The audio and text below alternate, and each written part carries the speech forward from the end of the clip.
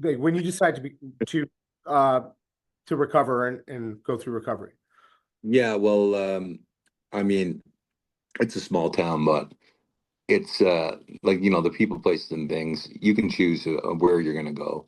I had when I got out of rehab, I kept my circle really, really small. It was like pretty well immediate family, and I had a few friends that I never really drank and used with. That like there were lifelong friends that I sort of got away from for years while I was using, but they were there for me when I got out of rehab. They're like, we're here to support you, and it was the people that I used and drank with. I simply just didn't go to their houses anymore. I didn't go to bars.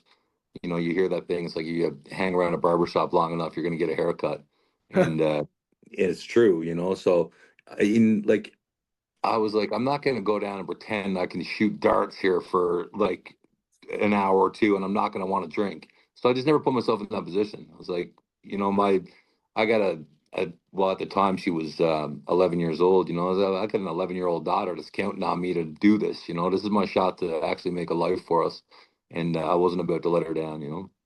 So was that your inspiration, your 11-year-old daughter at the time? 100%. Okay.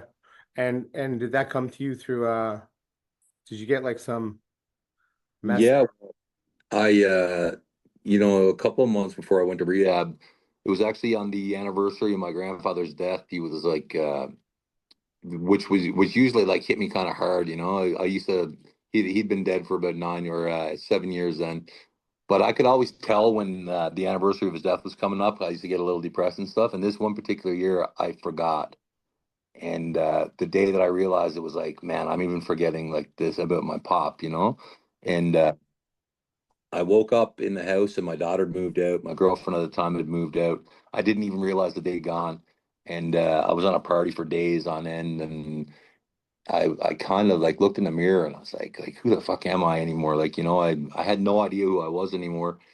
And I kept getting a vision of my daughter looking down in my coffin, and wondering like, why did my dad love drugs more than he loved me? And like always being that girl, that's Olivia. Her dad, died from drugs when she was a little girl. And I said, I'm never gonna let that happen.